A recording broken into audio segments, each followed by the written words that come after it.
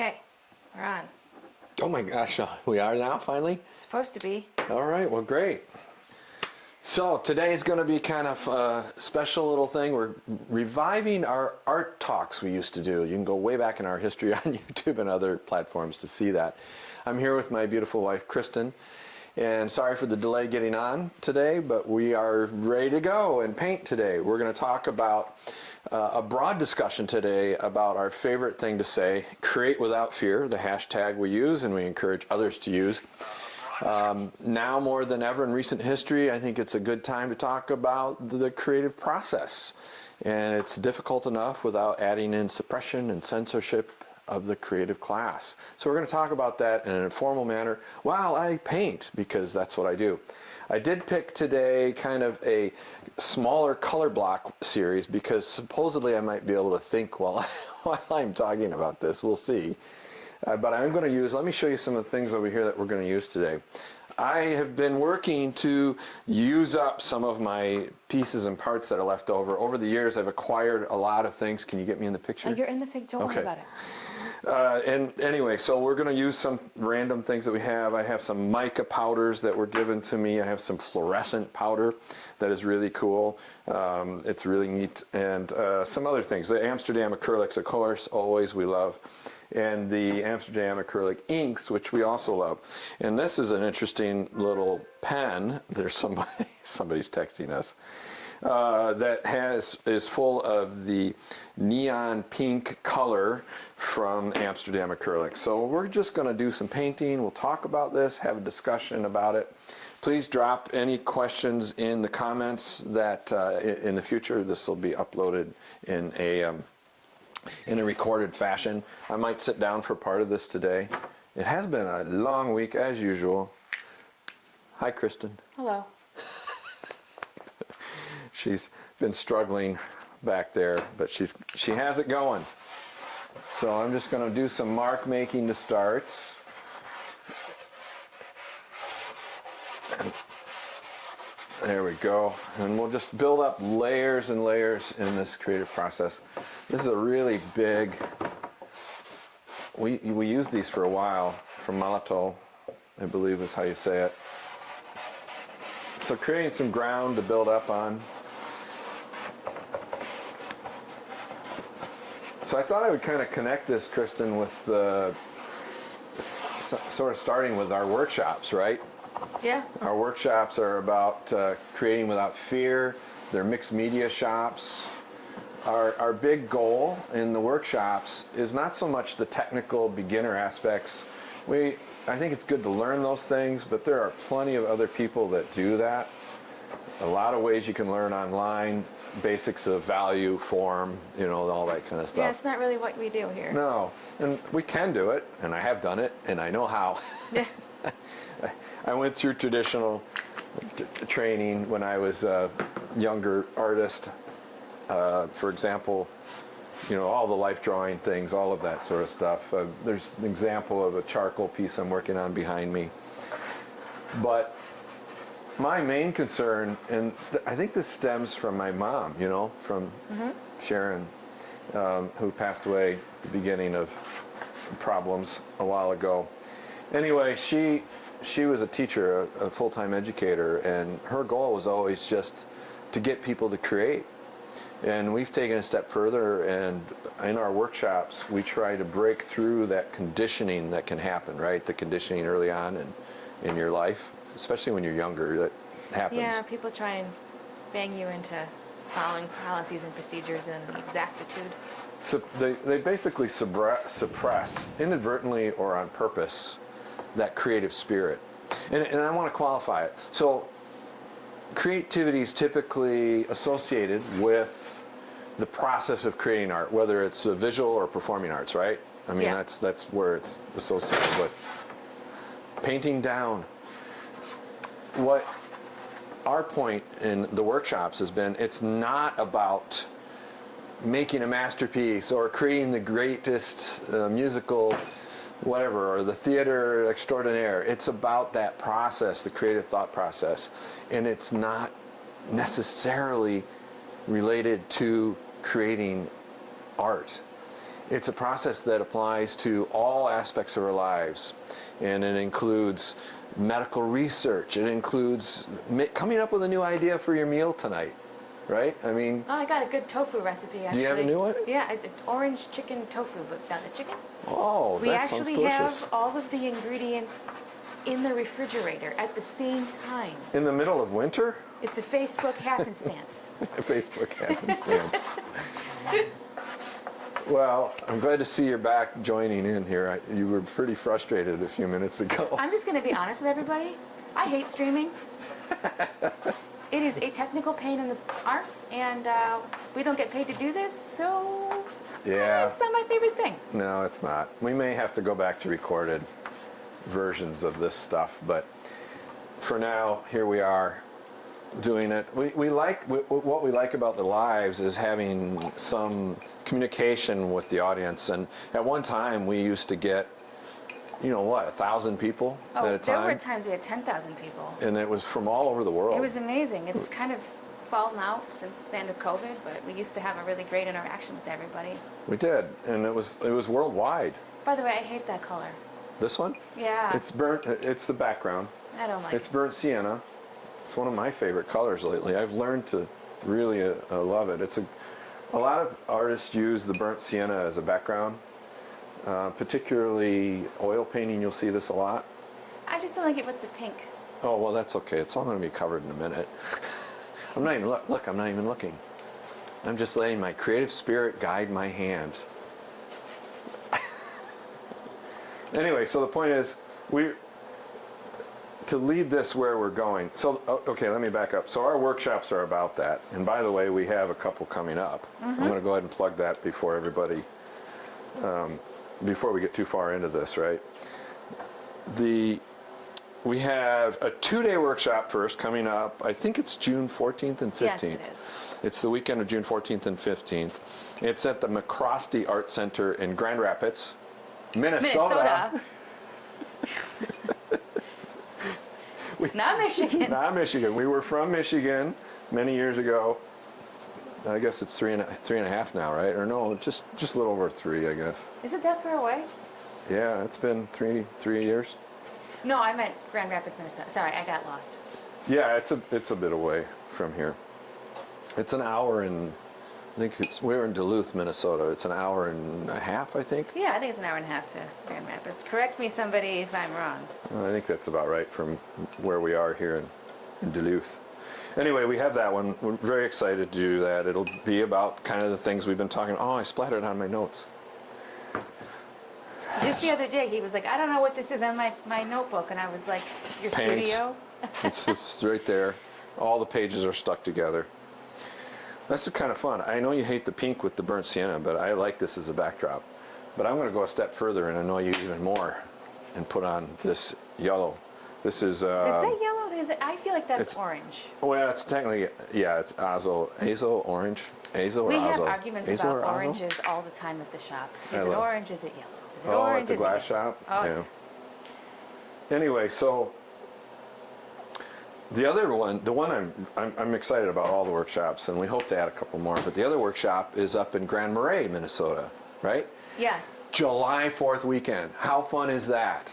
3 days of intensive. We never in these lives or on the recorded get to talk about a painting from beginning to end, from the impulsive jazz beginning to the very end, the rocking chair moments, you know? Where I'm sitting in Mom's rocking chair over there just staring until I can come up with how to finish a piece. Anyway, so that one's really super exciting. I'm really excited because we get to be in beautiful Grand Marais. I've never been to. We haven't gone there yet. We've been here 3.5 years, almost 3.5 years. Grand Marais Art Colony, July 4th weekend. They, if we think of it, we'll upload A schedule. schedule. Well, you can also go to your website where our events and group shops or group workshops are listed. So Have you updated that yet? I'm gonna after this because I just said it was. So the concern, Kristen and I have had, we always have conversations about creativity because we're very, very passionate about the creative process. And early ages, it can be suppressed in our children. And I find many of the students that I have in the workshops and the mentorships, we also do mentorships here Yes, we do. in the studio. It involves usually a conditioning process that happens when they're quite young. And you don't even realize it a lot of times. It's insidious. I'll use that term. It's insidious. And sometimes it's inadvertent. And other times it's deliberate. And I bet you a lot of you can go back in your history and go, oh yeah, that was when they told me my turkey painting wasn't proper, right? Yeah. Let me just make sure we're still live. Are we on still? I don't Are we, know. I don't- I'm using new software. Doing the best I can. Are we stay still live? flexible. Somebody let us know. Maggie, let us know. Are we still live? Yeah, I think we are. Okay, I hit the so wrong button. anyway, where was I going with that? Anyway, so suppression, sometimes it's inadvertent, and friends, family can do it. Teachers inadvertently do it. I mean, there's a lot of load on teachers in general. But we really, so that's one thing that can happen at a youth, and we combat that in the workshops, right? Yeah, that's what they're about, really. That's what they're about. The problem we're facing now is that we are in history facing suppression and censorship of the creative class again in Western culture. It's happening again. All this has happened before. All of this will happen again. Yeah. So, and we're not going to go into the deeper part of that right now, although my wife, I barely have talked her off the deep end a number of times right now. We're kind of generalizing a little bit today. I'm a little feisty. She's been feisty, and as well she should be. Everybody should be feisty right now. The thing is, you know, if you destroy the creative class, you've now eliminated, and this is proven throughout time, your innovation is gone, your sciences are gone. The only thing you have left as a autocracy is to copy somebody else that has allowed the creative class free reign. Okay, and this is time and time again. You can look through history, and I'm not going to get into the historical aspects right now. It's all there. It's all out there for you to look at. So if you're a student of history, you will see that how important fostering creativity is. The Renaissance happened because, and I'm just using examples. I know there's a lot of overlap with things. It happened because groups of people, creative people, were encouraged. They were patronized. And patronized is not necessarily a bad thing in this case. Patronized means they were sponsored by the wealthy. Yes, exactly. Thank you. And my extremely more intelligent than me wife, you chime in anytime to keep me under control here. Trying to keep the computer under control. Keeping me, I'm not trying to keep the both computer. of you under control at the same time. We got our own issues today.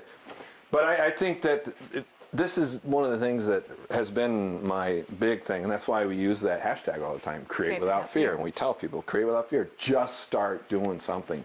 It's not about the end objects, it's about opening your mind to solutions, political solutions, social, economic solutions, scientific solutions. And unfortunately, it has been used for the production of war machines. And a perfect example, everybody knows it, Da Vinci, right? Yeah, Da Vinci. Michelangelo was amazing, but he was sponsored by, anyway, so you can go through history, it's all there, it's all there. But right now, we're facing it in modern times, again, here in the USA, for example, and across the world. It's actually across the world, right? I mean, it's happening everywhere. It's globally right now. Globally right now. There's a lot of global stressors. There's a lot of stress, people are stressed, and understandably. I mean, good God, we're stressed like crazy, right? Yeah. We try not to be. We try to just make our art and take care of our family, and we want our family to be healthy and happy. And I think everybody wants that, right? Doesn't everybody want their family healthy and happy? I think that's pretty much accurate. I think that's pretty universal, I thought. Right, so what are you doing now? What's that? Well, I'm just Making a mess? slapping some messy acrylic paint on there for fun. I'm going to throw some of this powder on here. Usually I wear a mask when I use this stuff. Let's get a real close up of that powder application. And this will get, when I pull the paint, it'll pick that up. Now, I'm just going to stress, this is not really archival, but it is fun. Oh, this is all archival today.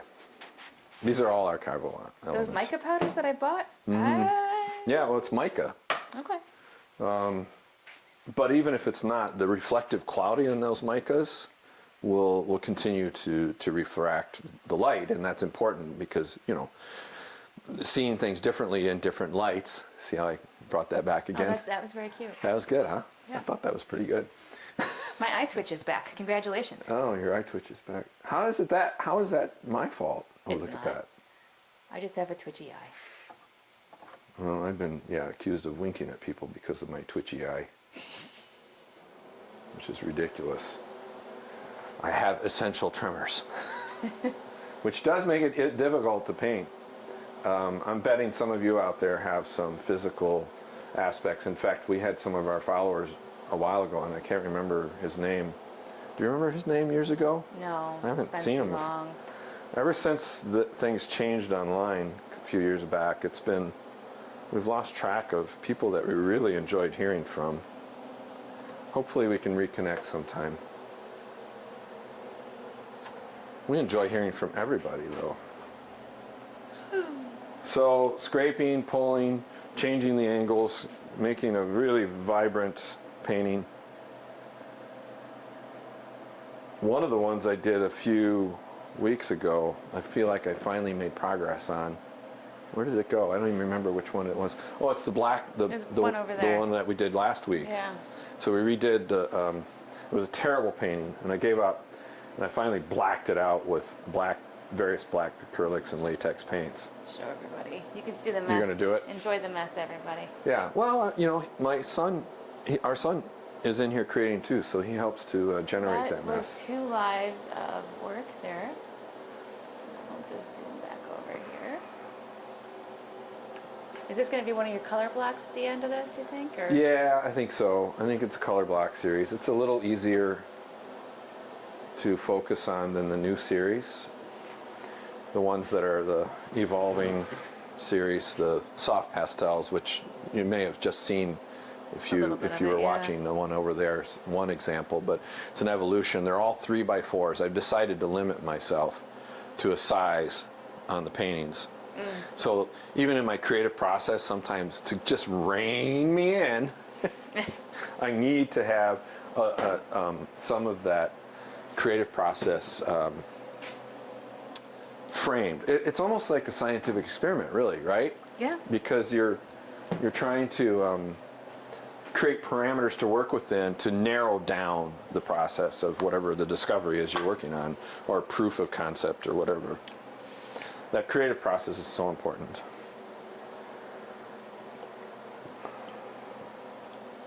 Throwing some white in. I'd like this to be a little less intense red and maybe more towards the pinks. I'm completely out of the pinks, but hey, you know what? We can make pink simply by mixing some colors. I'm going to put this paint over here.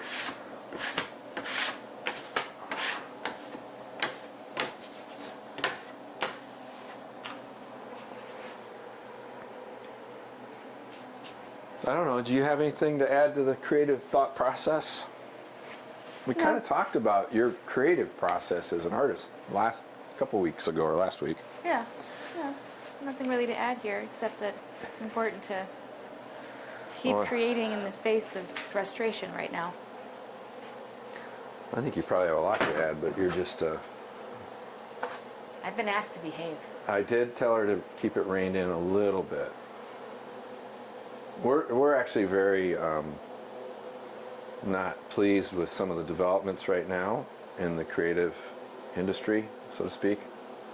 And I'll bet you a number of the rest of you feel the same way, and I would like you to shout out and let us know. Because it's important that, much like an art movement of cubism or abstract expressionism or any of those things, it starts from communicating with each other.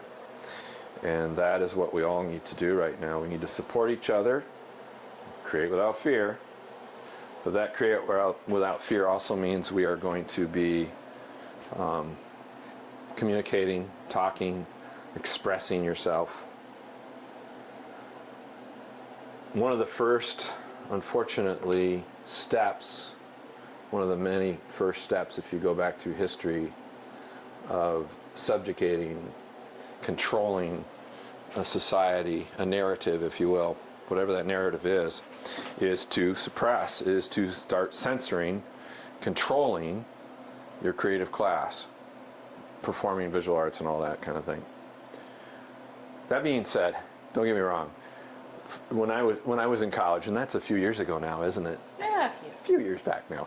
So when I was in college, we had one of the courses was value and form, and I'll never forget the professor in that. I thank you very much. I know he's not watching, but he's quite old now, probably still vibrant. And anyway, the point being is, it was called value and form, and the point of the class was to look at art at various levels and different kinds of art, and then discuss, is it art?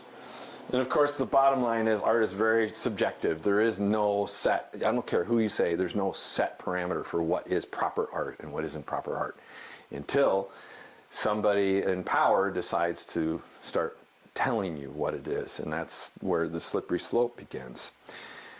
But I'm prefacing the fact that there was one thing that I just can't handle, and it's shock art. I just don't like shock art. That's me.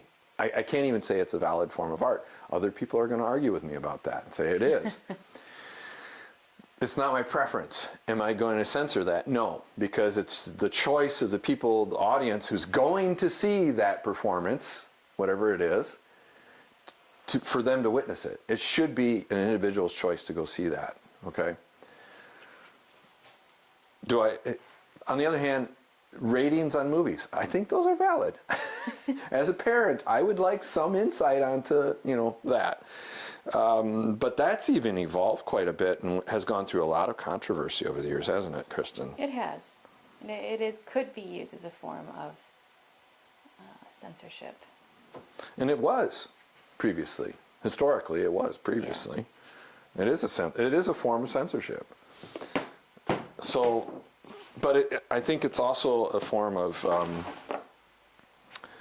informing us. Okay, you may be seeing something going on. It's like, for example, we try not to swear here in the show because we want it to be family oriented. We want people to feel comfortable. We could swear. We owned a contracting company for 30 years. Yeah. Trust me, we know all the swear words. And we've been self-employed for our whole lives, right? Well, you have been. I've sort of jumped You've done that a lot train. of other jobs too, but I mean, you've been very self-employed as well. I don't know. If anybody's listening or watching this later, drop some notes in there. Let's talk about it.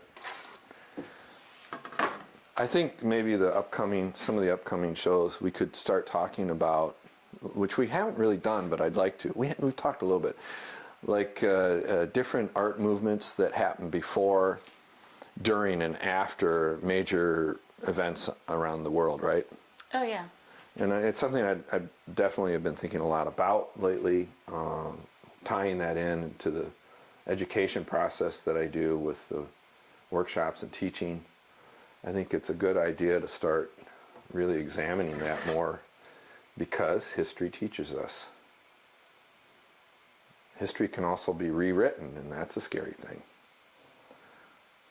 To the victors go history. Yeah, well, victors write the history. Victors write the history. We're getting down to our final 4 minutes or so, well, just so you're aware. Let's see, do I have any other talking points? I don't know. What we always say is create without fear. That's the main thing. We mentioned the 2 workshops. Stay tuned for those. Check it out on our website at davidaustingallery.com. I would like everybody to encourage to speak your mind, create without fear, be well, reach out to friends and family if you're concerned anywhere. And it doesn't have to be political climate. It can be because you're just having a difficult time right now. I know of some people that are having difficult times for various kinds of reasons. And I would encourage everybody to get the help when you need it. Yeah. And here's the last maybe thing I'm going to say. You are not alone. You're not alone. Everybody, we're out here for you. We love you. We support you.